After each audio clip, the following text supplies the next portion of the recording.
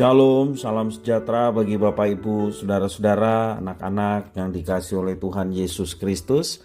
Berjumpa kembali bersama saya Pendeta Eka di dalam renungan firman Tuhan pada hari ini, hari Senin 6 Februari 2023. Sukacita dan damai sejahtera dari Tuhan Yesus kiranya menyertai hidup kita sekalian. Puji nama Tuhan. Sampai pada pembacaan firman Tuhan hari ini, yakni kitab Yeskel pasal yang ke-17. Kiranya firman Tuhan memberkati kita sekalian. Baik, sebelum kita merenungkan bagian firman Tuhan hari ini, mari kita akan berdoa. Tuhan Allah Bapa di surga, di dalam Yesus Kristus, kami mengucapkan syukur dan terima kasih untuk setiap kebaikan, penyertaan, berkat, kasih sayang yang telah Tuhan nyatakan dalam hidup kami dari hari ke hari. Biarlah semua itu menjadikan kami semakin mengenal Tuhan, dan kami mau nyatakan dalam hidup taat akan firman-Mu. Kami mohon Kau yang memampukan kami untuk dapat mengerti apa yang Tuhan firmankan. Juga Engkau menolong kami untuk kami dapat terapkan, karena hanya itulah nama Tuhan dipermuliakan. Terima kasih Bapa, inilah diri kami sedia untuk belajar firman Tuhan. Demi nama Tuhan Yesus kami berdoa. Haleluya, amin. Yeskel pasal 17 ayat 1-12 saya akan membacakan bagi Bapak Ibu Saudara sekalian. Maka datanglah firman Tuhan kepadaku, hai anak manusia, katakanlah suatu teka-teki dan ucapkanlah suatu perumpamaan kepada kaum Israel. Katakanlah, beginilah firman Tuhan Allah. Seekor burung rajawali yang besar dengan sayapnya yang besar dan panjang, penuh dengan bulu yang berwarna-warna, datang ke gunung Libanon, dan ia mengambil puncak pohon aras. Ia mematahkan pucuknya yang paling ujung, dan di bawahnya di sebuah negeri perdagangan, lalu diletakkannya dia di kota perniagaan. Ia mengambil sebuah dari taruk-taruk tanah itu dan menanamnya di ladang yang sudah sedia ditaburi.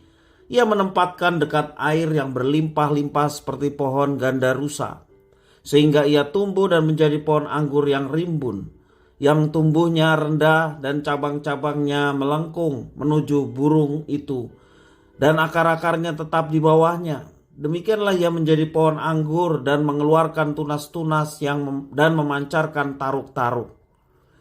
Dalam pada itu ada juga burung rajawali besar yang lain dengan sayapnya yang besar dan bulu yang lebat, dan sungguh pohon anggur itu mengarahkan akar-akarnya ke burung itu, dan cabang-cabangnya dijulurkannya kepadanya, supaya burung itu mengairi dia lebih baik dari bedeng di mana ia ditanam. Namun ia ditanam di ladang yang baik, dekat air yang berlimpah-limpah, supaya ia bercabang-cabang dan berbuah, dan supaya menjadi pohon anggur yang bagus. Katakanlah, beginilah firman Tuhan Allah. Apakah itu akan berhasil? Apakah orang tidak akan mencabut akar-akarnya dan menyatakan buahnya sehingga semua ulamnya yang baru menjadi kering? Tidak usah tangan yang kuat dan banyak orang untuk mencabut dia dengan akar-akarnya. Lihat, ia memang ditanam, tetapi apakah ia akan memberi hasil? Apakah ia tidak akan layu kering kalau ditimpa angin timur? Ia akan layu kering di bedeng tempat tumbuhnya itu. Maka datanglah firman Tuhan kepadaku, katakanlah kepada kaum pemberontak, tidakkah kamu mengetahui apa artinya ini? Katakan, lihat, Raja Babel datang ke Yerusalem, dan ia mengambil rajanya dan pemuka-pemukanya dan membawa mereka ke Babel baginya. Bapak Ibu saudara-saudara yang dikasihi oleh Tuhan Yesus Kristus, Tuhan telah berulang kali menyampaikan firman-Nya dengan bahasa yang dapat dimengerti dan lambang melalui tindakan Yeskel bagi Israel. Tetapi mereka terus mengeraskan hati dan tidak mau dengar-dengaran. Tuhan Allah menyindir Israel atas ketergantungan kepada bangsa-bangsa lain dan bukan kepada Tuhan. Tuhan menyindir dengan menggunakan teka-teki dan suatu bentuk perumpamaan. Pertama kali mereka menjalin kerjasama dengan Raja Wali besar. Ini gambaran Raja Nebukadnezar dari Babel yang datang ke Libanon, yaitu Yerusalem. Raja Nebukadnezar membawa pucuk yang paling ujung. yaitu Raja Yoyakin dari Yehuda, mengangkutnya ke dalam pembuangan di Babel. Setelah mengangkut semua penguasa dan orang yang berkuasa di sana, ia menempatkan seorang dari keturunan raja untuk memimpin sisa kerajaan itu dan mengadakan perjanjian dengannya.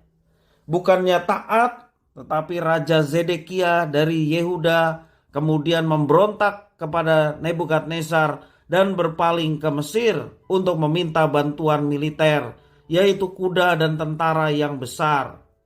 Akibat memandang ringan sumpah dan perjanjian itu, Raja Zedekia mendatangkan maut atas dirinya sendiri. Angin timur, yaitu pasukan Babel, datang dan mengangkut Zedekia tertawan ke Babel, dan ia mati di sana. Tuhan akan merendahkan bahkan membinasakan orang-orang yang meninggikan diri dan bersekutu dengan raja dan bangsa yang tidak takut akan Tuhan, tidak bergantung kepada Tuhan. Tuhan akan merendahkan mereka. Sebaliknya Tuhan akan meninggikan orang-orang yang merendahkan, yaitu orang-orang yang mencari Tuhan dan tetap mengandalkan Tuhan. Sesungguhnya Tuhan akan menumbuhkan sebuah pucuk yang paling ujung dan masih muda, sebuah tunas, dan tunas itu adalah Yesus Kristus Sang Mesias.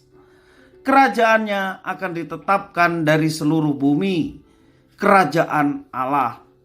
Bapak, Ibu, saudara-saudara yang dikasihi oleh Tuhan, taat dan bersandar dalam segala situasi, termasuk dalam situasi sulit, apalagi kesulitan itu merupakan akibat dari dosa kita.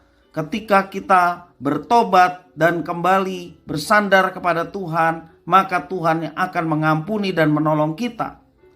Jangan kita memberontak terus, apalagi menggantikan Tuhan dengan mengandalkan manusia. Terkutuklah orang yang mengandalkan manusia. Sebaliknya diberkatilah orang yang mengandalkan Tuhan dan menaruh harapannya kepada Tuhan. Jangan kita bersandar kepada siapapun selain daripada Tuhan. Maka alamilah penyertaannya yang penuh kuasa. Alamilah berkat-berkatnya. Alamilah juga perlindungannya tak kala kita dalam sebuah tantangan di dalam perjalanan kehidupan kita. Maka Tuhan yang akan menyertai dan melindungi kita. Sekali lagi pesan firman Tuhan, jangan kita menjadi pemberontak. Ketika kita ditegur atas segala dosa dan kejahatan kita di hadapan Tuhan, segeralah bertobat. Jika kita mengaku dosa kita, Ia setia dan adil, maka Ia akan mengampuni segala dosa kita dan menyucikan kita dari segala kejahatan. Kiranya firman Tuhan memberkati kita sekalian. Mari kita berdoa. Tuhan Allah Bapa di surga, di dalam Yesus Kristus kami sungguh bersyukur dan berterima kasih. Tuhan telah memelihara dan memberkati kami. Terima kasih ya Tuhan ketika kami ditegur oleh kebenaran firman Tuhan. Dan kami tahu ketika Engkau menegur kami, Engkau ingin supaya kami berbalik kepada Tuhan, meninggalkan segala kejahatan dan dosa, dan hidup untuk Tuhan. Terima kasih ya Tuhan, kami percaya teguran merupakan bentuk kasih sayang yang Tuhan telah berikan kepada kami. Dan kami mau menjadi pribadi yang dengar-dengaran akan firman Tuhan dan mau menjadi pribadi yang mentaati segenap firman Tuhan. Terima kasih ya Tuhan, inilah diri kami. Mampukan kami untuk mengerjakannya di dalam kehidupan kami setiap hari. Terima kasih Bapa. Terpujilah namamu demi nama Tuhan Yesus. Kami sudah berdoa dan bersyukur. Haleluya. Amin.